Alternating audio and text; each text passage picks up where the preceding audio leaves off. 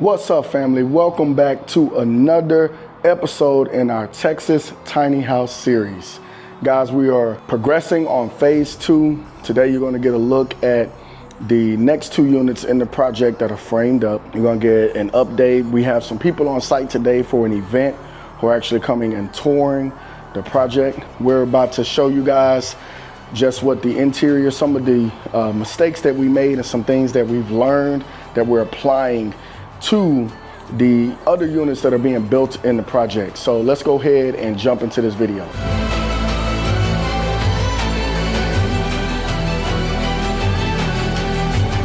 We're walking into the first floor of one of the units that is currently being framed up. So one of the things that I want to talk about, some changes that we have made. In the original plans, this wall, this exterior wall here, was a 2x4 wall. What we found was our bathrooms are sitting like right above this little area here, like right above these windows. And what happened was we didn't have another wall on the first floor where they could do a plumbing drop. We ended up with this awkward bump out in the first 2 units that were built across the courtyard. What we did now is this wall is a 2x6 wall, so that now we can run all of the plumbing from the second floor down to the grade level, because you know your drains have to go down to the grade in order for them to get to the sewer, and you need thicker walls for those pipes to fit in. Normally you're working with probably like a 4-inch PVC pipe, which won't fit in a 2x4 wall, but it will fit in a 2x6 wall. So we made this wall 2x6s. Actually, they made this wall 2x6s too, so that we could have another plumbing wall here. So it beefed up the framing a little bit. The other thing that we did, you can actually see out of this window, is this time they made sure that they got those flood vents in as early as possible. So the other units across the courtyard, you can actually see, there's Andre right there. You can actually see we had the flood vents in. Those came in like at the end of the project, right?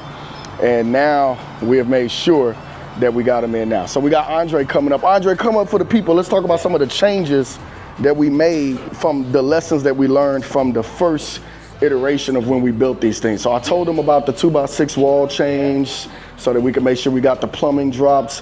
What other changes have we had in this project? Another change was the subfloor. So if you look down, the subfloor we use Advanced Tech. This 4x8 is like $42 a sheet. So we use Advanced Tech at the bottom, and then at the top, we went with a lower brand, which was only $20 a sheet. So we saved money on that. We also saved money on making sure we did our vents early, making sure they was at the right height, because we got in trouble with that with the flood department. And then we have no back door here. So we save money on not having a door. Understanding those things on how to save money, but not take away from the quality of the product is very crucial to providing a great product of new construction. Here's the thing about new construction. Every day you're learning. If you're not saying, hey, what can I do to get better? Or asking people who are on a higher level than you to walk the product and what can we do to make it better, then you're not growing. And if anyone tell you they never received a red tag in new construction, they're lying and run, okay?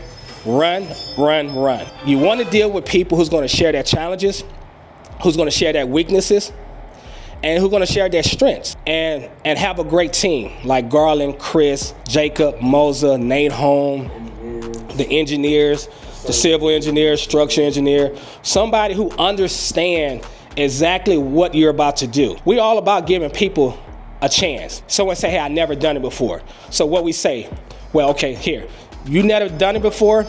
Let me partner with you with someone who have done it before. Pay for the mentorship. Now you get the intellectual property, so now you know how to do it.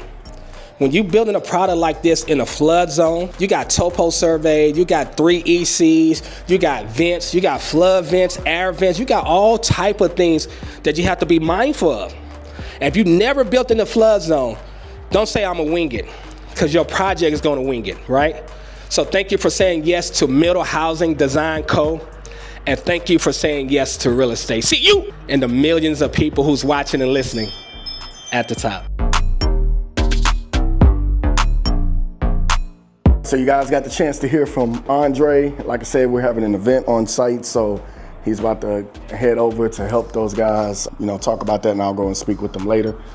But here we're on the second floor. This is our back bedroom. You guys can see, so Andre talked about us not having back doors on this one is because that fence down there is pretty much our property line. So we're like right up against the property line. There's our sewer line running back there. We're like 5 feet off the property line. It made no sense to add stairs and all of that extra stuff to the back because it wouldn't fit. We have the back bedroom, that's your closet over there.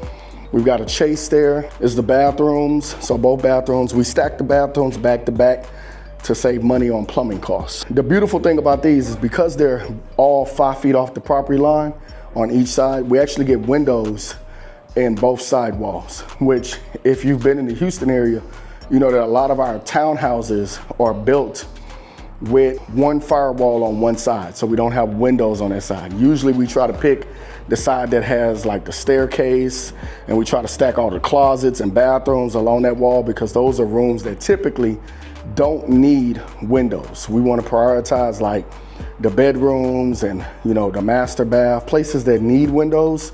We'll stick those on what we call the visibility side. Here's our front bedroom. You can see our front unit across the way. In this bedroom, we're gonna have a chase over here. We added that. You guys have seen it in the other plans, in the other videos. If you go back and watch some of the other videos, you can see it. That'll be a drop point for them. We got these big windows, and then down there, you can see our courtyard space being defined. This is what we have in the project. Oh, and this is the closet, I'm sorry. This is the closet for the front bedroom. Back outside, so you guys can see the crawl space, flood vents, however you want to call them. This is the unit that is already occupied. You can see the difference in height and the mistake that was made with installing these flood vents late on this side. So these flood vents are actually too high, but the inspector cut us a break because, you know, first time doing this. But as me and Andre have both said, we prefer building crawl spaces like this. People cannot even tell that the house is elevated until they see the staircases. And we get to have an enclosed crawl space. And in our opinion, we think the enclosed crawl space actually offers more benefits than some of the open air crawl spaces that we have built on some of these other projects. Another one of the mistakes that we have made in this project, or I wouldn't call it a mistake, I would say one of the things that we want to get away from is calling these tiny houses. These are really more of like traditional townhouses. These are starter homes. The average person in America only stays in their home somewhere between 8 to 13 years. The average mortgage is paid off within the first 7 to 12 years of someone purchasing a home. What that tells us is that most people are not buying a home that they're living in for the next 30 years.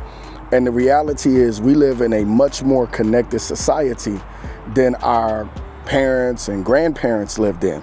We now have the opportunity to connect with people who are in other states or in other countries or in other parts of the world that our parents and grandparents did not have the opportunity to connect with, because to connect with those people, they would have to physically be in those locations.